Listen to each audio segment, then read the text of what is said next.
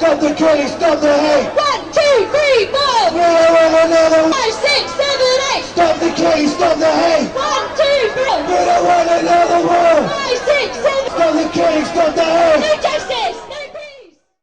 On January 28, 2012, several hundred people rallied in front of the U.S. Embassy in London to oppose the increasing threat of military intervention in Iran. At first glance, it may have appeared to be a simple anti-war rally. It was in fact quite an unusual one. The rally was organized by the Stop the War Coalition, a leftist anti-imperialist group based in the UK. During the rally, many Hezbollah flags waved in the crowd, as did a large Syrian flag bearing President Bashar al-Assad portrait. Iranian regime supporters chanted, "God bless Khomeini." God bless Khomeini! God bless Khomeini! God bless Khomeini! Allahu Akbar!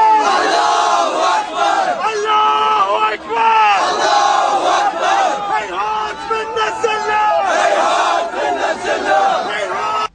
The only odd element of the rally was a large Free Iran sign, which was removed by organizers after the man bearing it raised his voice in opposition to the Iranian regime. Since 2003, then we had the war with Iraq, which they told us was going to bring peace and democracy to the Middle East.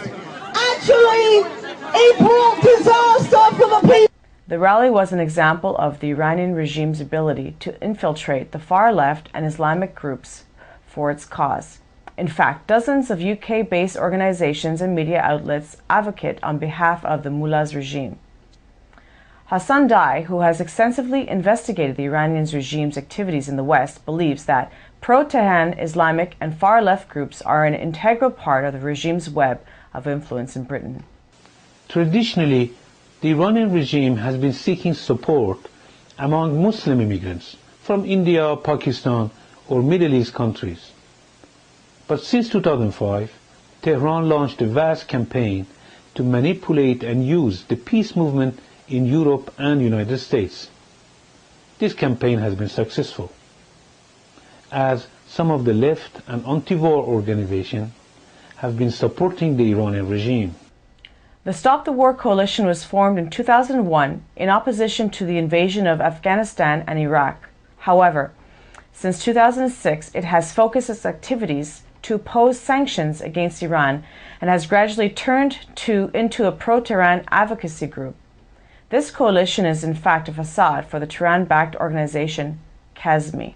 In 2005, when Ahmadinejad became president, the regime launched a vast campaign to attract the US and British anti-war movements to its cause. The campaign against sanctions and military intervention in Iran, Kazmi, with Mr. Abbas Edilat was president, was created by the Iran regime to increase their influence with the anti-war groups. The regime's campaign to hijack the peace movement has profited greatly from the invasion of Iraq. They argue that Western pressures against the Iranian nuclear program is a pretext to invade Iran, similar to what US and allies did in Iraq. We don't attack the Iranian government in the Western media, and this is crucial. This is crucial. Our job in the West is not to attack the Iranian government in the Western media.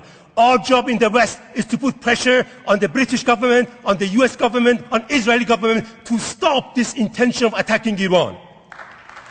But for us outside the country, to take this message that Iran should halt the enrichment of uranium is to play into the hands of the warmongers in Washington.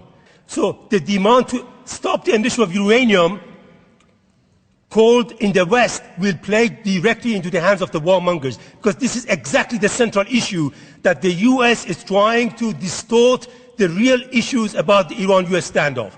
As a lot of people have said, it's not about the Iranian nuclear issue. It's not about this so-called Iran's support for terrorism, right? There's no evidence for any of these two things. Either a weaponization program in Iran or Iran's fomenting violence in Iraq in order to push the Americans out. There's no evidence for this. The Americans have not been able to provide evidence for that. When there is a standoff between Iran and the US, we should be on the side of Iran 100% against US and all its imperial intentions. In a separate report, we will document Kazmi's relationship with the Iranian regime. Let's go back to the alliance between these leftist and Islamic groups. Just as in the recent rally in front of US Embassy in London, anti-war coalition events have often included pro-Tehran Islamists. For example, Sheikh Zahani, representing the radical Iraqi leader Muqtada Saad, was a key speaker at the 2006 rally organized by the anti-war coalition. Many of you will know that before Christmas, the Stop the War Coalition organised a major conference bringing over a number of speakers from occupied Iraq to tell the truth about what's happening in their country to a British audience. One speaker couldn't join us then because he was denied a visa by the British Embassy in Beirut. He represents an organisation that is today organising a mass demonstration in Baghdad itself on the 3rd anniversary of the criminal war and occupation that has brought so much suffering to his country. We are delighted he's able to join us today. The foreign representative of the Al-Sadr movement, please welcome Sheikh Hassan Zagani.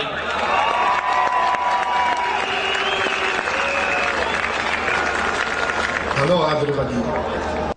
At a 2007 rally, Abbas Musavi, a Hezbollah representative, was a key speaker.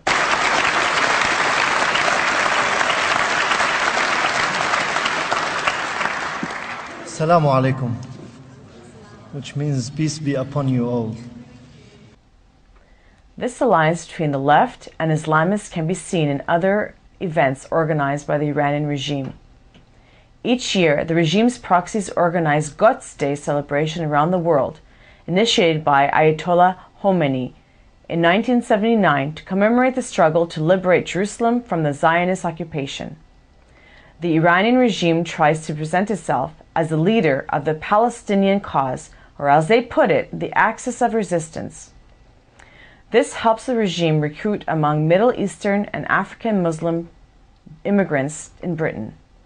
Similar to the anti-war rallies, the Quds Day celebration have been used as a show of unity between pro-Tehran Islamists and left-wing organizations that claim to be combating U.S. imperialism.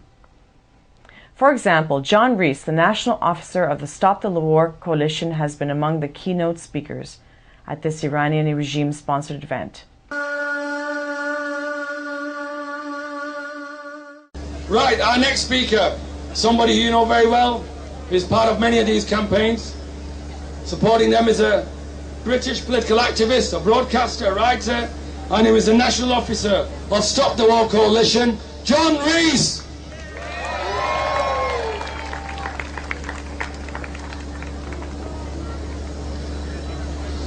This day takes place this year in unique circumstances. Quds Day plays an important role in mobilizing recruits, and Masoud Shahjareh, who works for the regime, is a key figure in this campaign.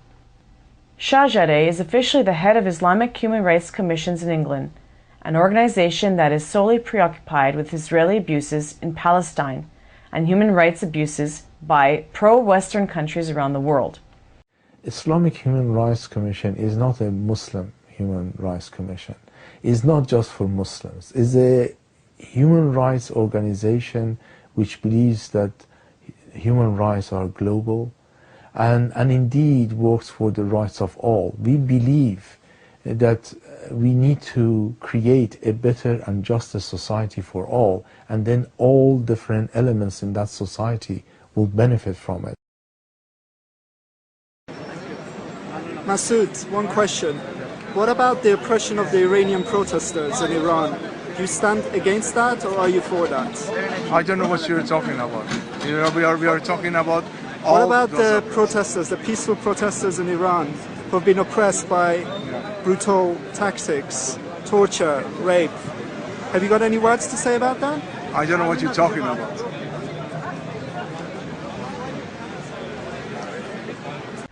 Shahjareh and his organization is one among many others that are created by the regime and advocate on its behalf. For example, Salman Safavi, an Iranian mullah whose brother was a commander of the Iranian Revolutionary Guards for years, founded the British-based International Peace Studies Center. Along with Safavi and other proxies, Safavi organized events to defend the Iranian regime and recruit among the Muslim community. The Iranian regime spends huge amount of money to operate dozens of organizations and media outlets in England.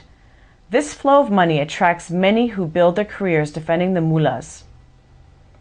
A good example is George Galloway, a former MP who has been employed by the regime's press TV to run a weekly show called The Real Deal. Galloway and his weekly program are a showcase for the so-called axis of resistance against US and Israel. He praises Hezbollah leader Hassan Nasrallah. He calls himself a friend of Hamas and its leader Ismail Haniyeh. And above all, he is a true advocate of Tehran. In August 2010, in the middle of the regime's brutal crackdown against the Green Movement, Galloway was a key speaker at a conference in Tehran organized by Ahmadinejad to show support for the president. Not surprisingly, Galloway is also a leader of Stop the War Coalition, which organized a recent rally in front of US Embassy in London. Galloway is an important figure in the coalition and a key speaker at coalition events. Recently, he broadcast an appeal to raise money for the coalition. I'm George Galloway, and like many of you, I've been with the Stop the War campaign right from the start. We urgently need financial support. This 2012 is going to be a crucial year for war and peace. As we can see, Islamists, anti-imperialist groups, and opportunists comprise what Hassan Dai and many other Iran analysts call the Iranian regime's web of influence in the UK.